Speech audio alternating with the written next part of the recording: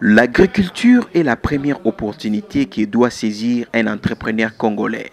Voilà qui justifie la présence de Patrick Onaya, lobbyiste et stratège en investissement à l'université de Kinshasa devant les étudiants de la faculté des sciences économiques et de gestion et ceux de la faculté des sciences agronomiques et environnementales de l'université de Kinshasa pour leur présenter le projet dénommé 1 hectare pour un étudiant. Bien avant, le représentant du doyen de la faculté des sciences agronomiques et environnementales a souhaité à tous les conférenciers la bienvenue et a soulevé la pertinence de ces grands projets. Moi, comme vous, je suis un révolté. Pourquoi je suis un révolté? Je suis un révolté du paradoxe congolais.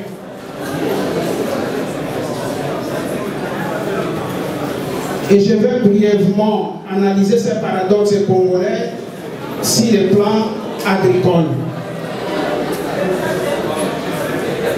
M. Patrick vous a parlé de 80 millions de terres arables.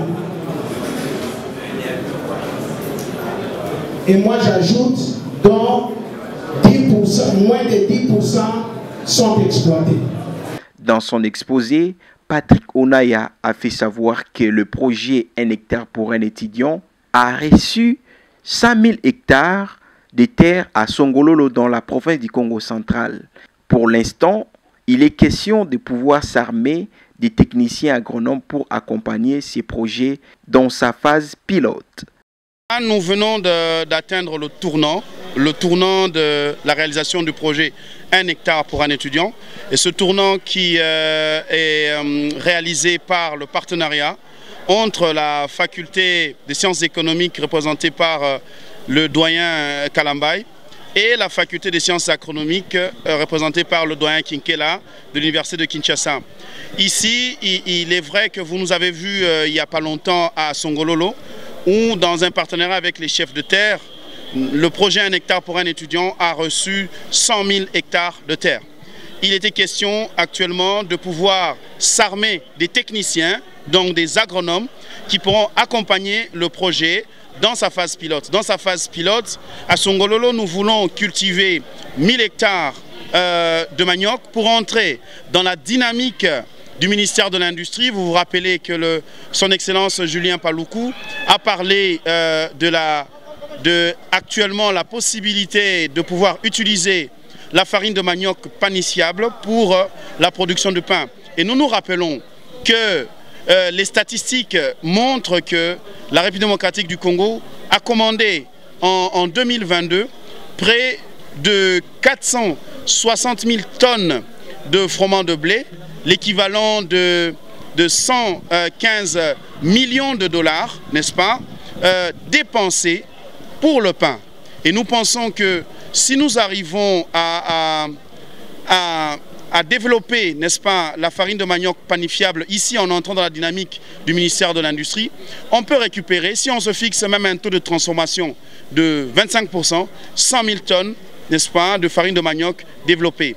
Et nous sommes donc, cette conférence a été tenue ici à la faculté d'agronomie afin de s'assurer que nous avons les partenaires techniques qui conviennent. Rappelez-vous que c'est la sommité ici en matière d'agronomie en République démocratique du Congo et nous sommes en train d'espérer que le projet 1 hectare pour un étudiant va pouvoir avoir l'accompagnement qui convient. Et ceci dit, que nous avons profité pour l'occasion pour lancer le site web 1 hectare pour un étudiant et aussi l'application Mon Hectare afin de permettre aux étudiants de toute la République démocratique du Congo, mais aussi des jeunes entre 18 et 35 ans, de pouvoir souscrire parce que le partenariat que nous avons fait aussi avec la coordination des chefs coutumiers nous amènera dans la suite à pouvoir, au-delà de Songololo, de développer, n'est-ce pas, des projets dans toute la République. Beaucoup.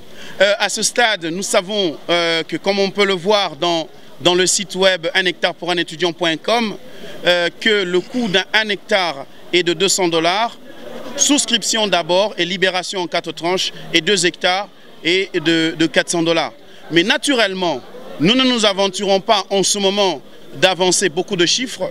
Et comme vous le constatez, c'est ce partenariat technique entre la faculté des sciences économiques et d'agronomie qui va permettre d'affiner les études, n'est-ce pas, et qui nous permettront de sortir des chiffres très bientôt.